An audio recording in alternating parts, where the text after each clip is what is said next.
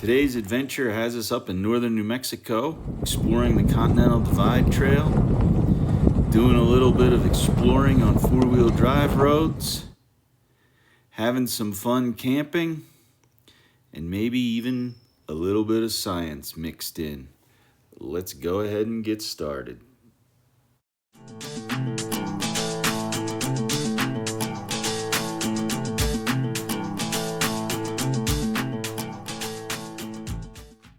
Our first stop is on the Continental Divide Trail. America has 11 national scenic trails, but the Continental Divide Trail has always been thought of as pretty much the hardest.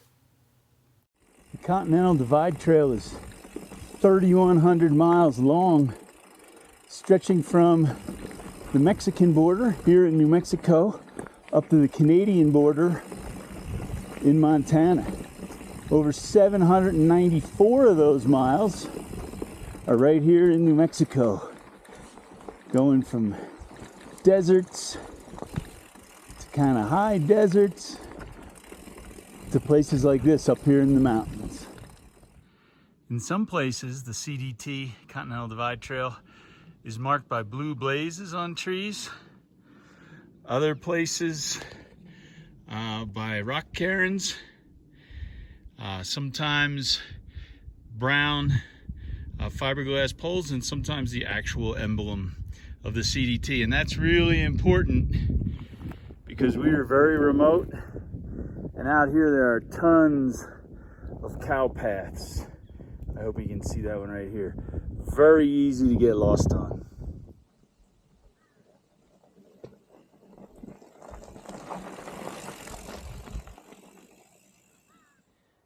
In the higher elevations in New Mexico, especially areas that it seems like are grazed heavily, find a lot of this plant. I'm not really sure exactly what it is. I call it skunk cabbage, but it only seems to grow in high elevations, in meadows with a lot of sunlight. If you happen to know what it is, comment down below for me.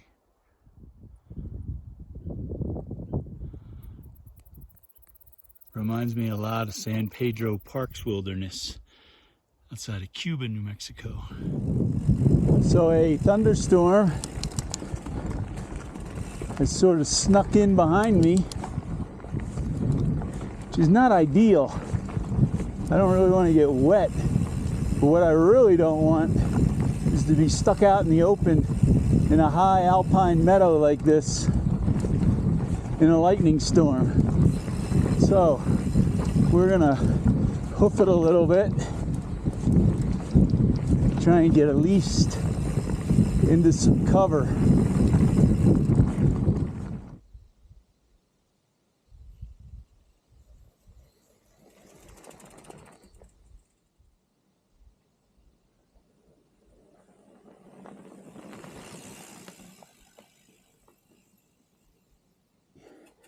Use some advice here.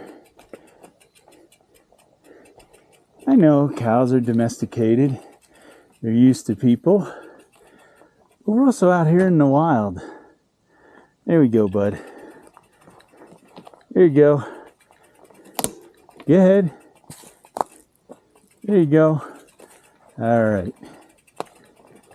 There we go. Situation solved. But somebody wants to tell me down in the comments what you're really supposed to do there. I'd appreciate it. Well, we made it to Upper Canjalón Lake. This is a really cool lake because we are nestled up above 10,000 feet up here in the mountains.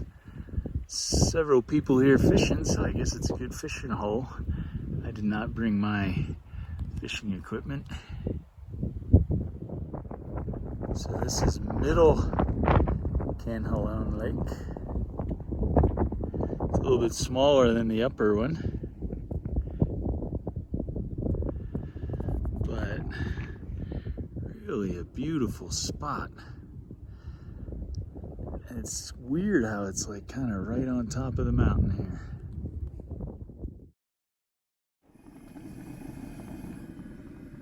Oh, hey, come on over. Don't be shy. Come on. Hey, I'm glad you could make it for dinner.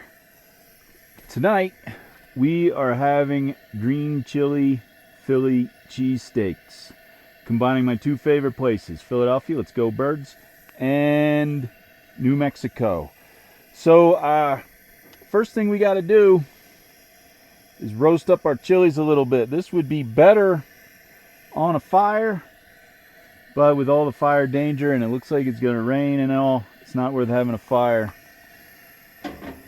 One thing you might not realize about green chili is they were first used in New Mexico by Pueblo cultures and Hispano cultures. But it was actually in the late 1800s, a guy named Fabian Garcia developed the modern day chili that we all know today as the New Mexico green chili at New Mexico State University. Let's go Aggies. So what we're doing first is blistering our chili here so it'll be easier to peel. We want to peel off the skin. That'll make it easier to eat. But a lot of people don't realize is there is all kinds of different chili. The famous Hatch chili is grown near Hatch, and that's where really the optimal conditions are for growing chili. But there are different types of Pueblo chili as well.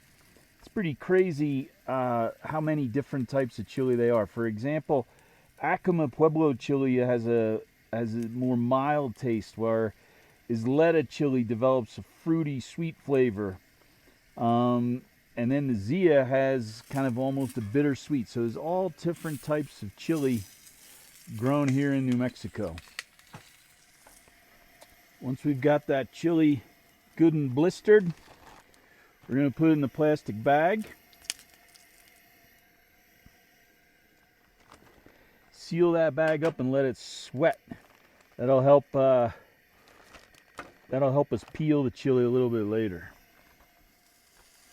Can't have a cheesesteak without a little bit of onion.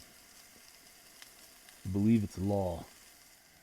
While those onions cook, I'm trying a secondary method of roasting my chili peppers. I'm really too satisfied with the frying pan version. My secondary roasting method is working much better. We're actually getting the smell of New Mexico in the fall. You know, when I was doing some reading on chilies to give you this fascinating little chili history, found out in 2021 there were actually chilies grown and then harvested on the International Space Station. And then they had chili tacos. You guys aren't going to believe this. It's a cow right outside of my campsite. Really don't like it. Come on, get out of here! They don't care.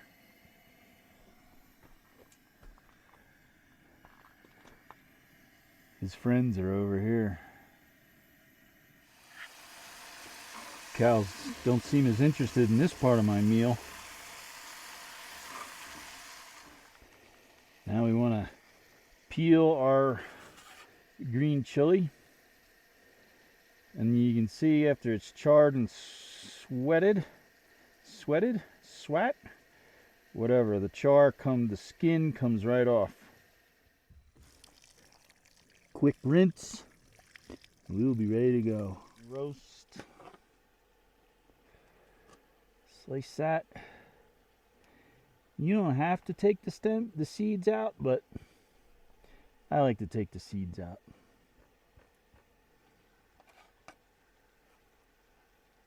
Oh, and that is going to go good on our cheesesteak. So now the construction of the cheesesteak is pretty simple. A little bit of provolone, and it's got to be provolone. Don't give me any of this nonsense about cheese whiz. And then just pile on your steak. Some onion.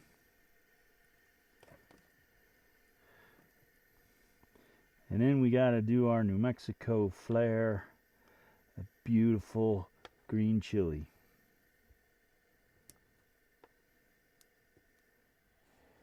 Now the most important part is the eating.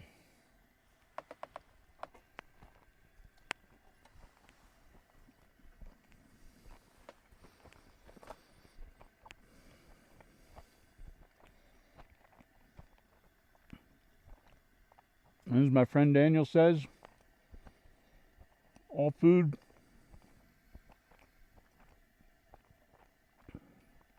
is better when you're camping.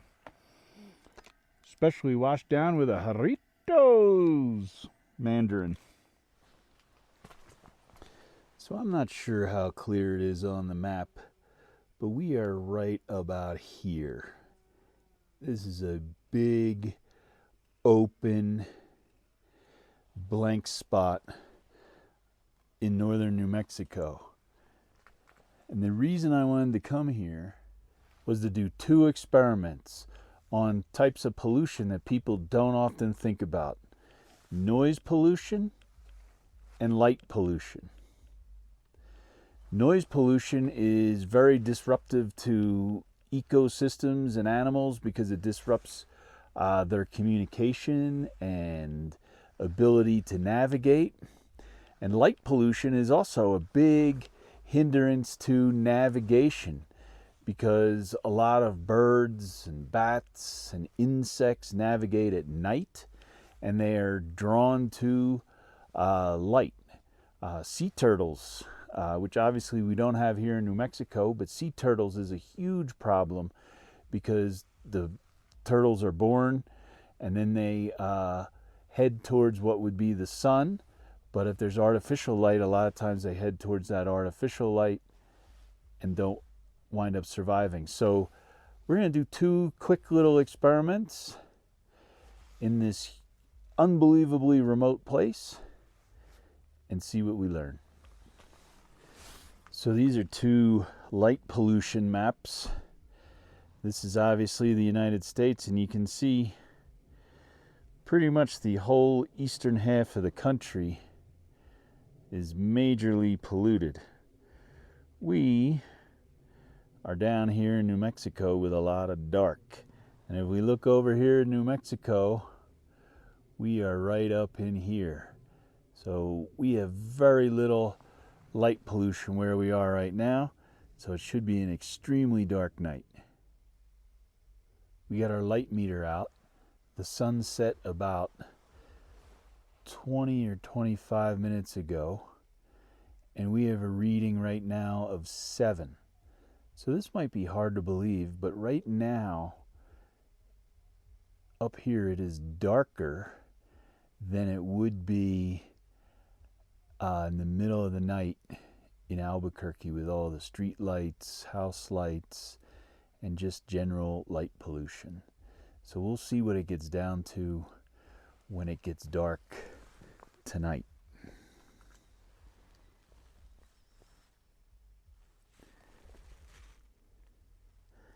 See how bright it got with just my headlamp.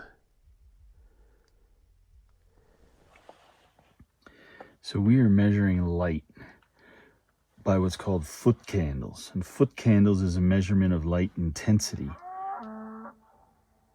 That's the cows for you. 1 foot candle is defined as enough light to saturate a 1 foot square with 1 lumen of light. So it's really how much light is shining down on something. So here we have 1 candle, and actually I have a light so I can film better, a light shining on it. But that's really, actually my headlamp is even on it.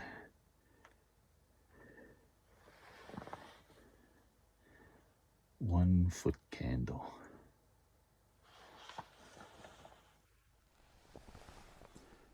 From about 15 feet away, Our candle is not doing very much to light up things. There's my headlamp.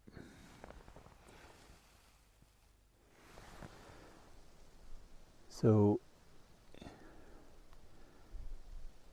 it is a bit of an overcast night, but I am panning around and we are in almost complete darkness until we come around to our camp.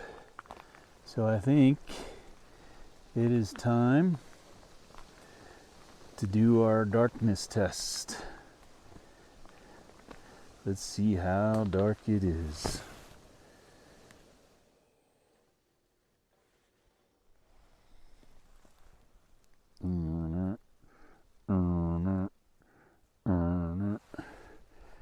Alright, enough goofing off.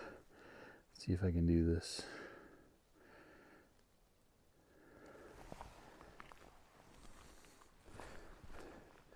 So this is the darkness.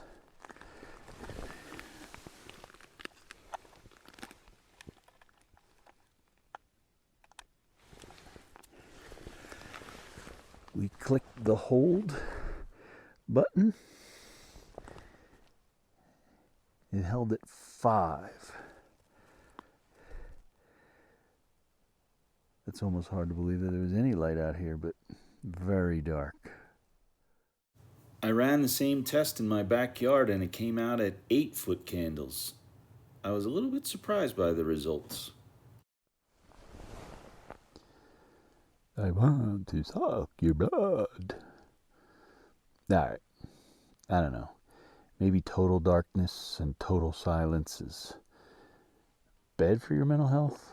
I don't think so. I think it's good for me. But the real question is, what can we do about light pollution?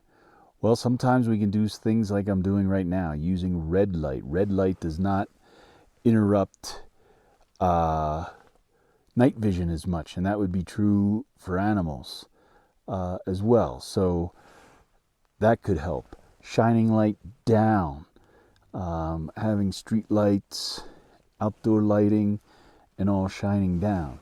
Obviously less intensity lights, less lights. All these things are going to help reduce light pollution, and that's actually going to help the animals. So this is a sound meter measuring sound.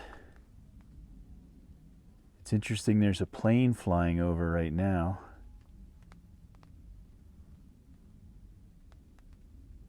So we'll check it again when that plane leaves.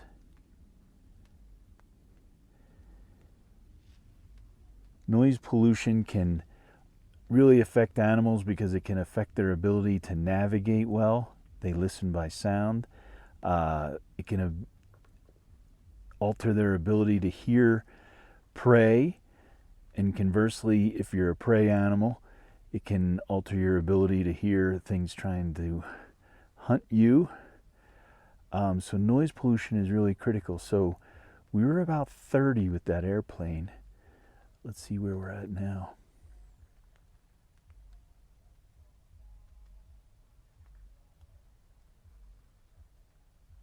Now we're also going to have to check. There's some campers in the campground with me making a little bit of noise too. So when they settle down, we'll check it even again.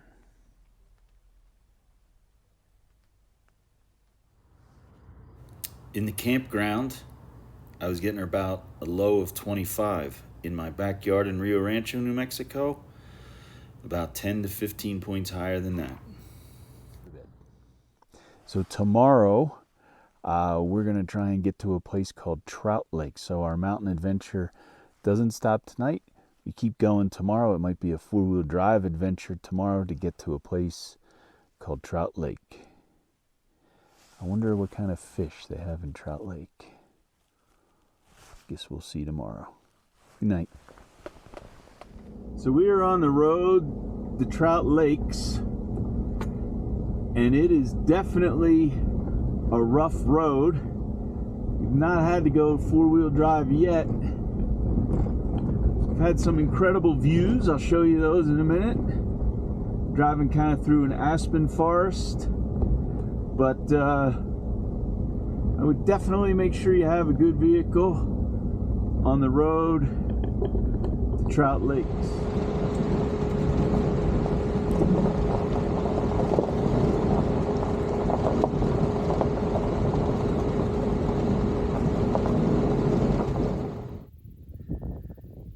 I'm not sure what Trout Lakes is going to be like,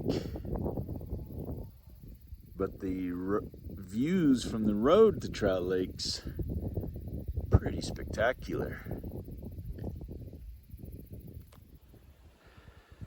Well, after the drive up, my kidneys may never be the same, but we have made it to Trout Lake.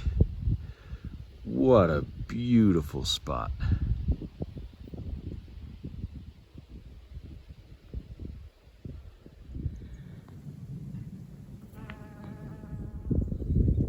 Love the reflection of the trees and the clouds in the lake. There are roughly a gazillion fish down there. I hope you can see that. And some horseflies. You know, on the drive up, I saw a lot of trees dead just like this. And right over here, we have the evidence. Whenever you see something like this in a tree that's bark beetles, this, I believe, would be the nuptial chamber, is actually what they call it, where the main beetle lays its eggs, and then all the babies have burrowed out. What happens is they leave behind a fungus, and that fungus actually gets under the bark, destroys the tree's ability to transport water, and that's what kills the tree. Not sure if it comes out on video, but there's a million of these insects on the water here. These are called water striders. At least that's what I call them.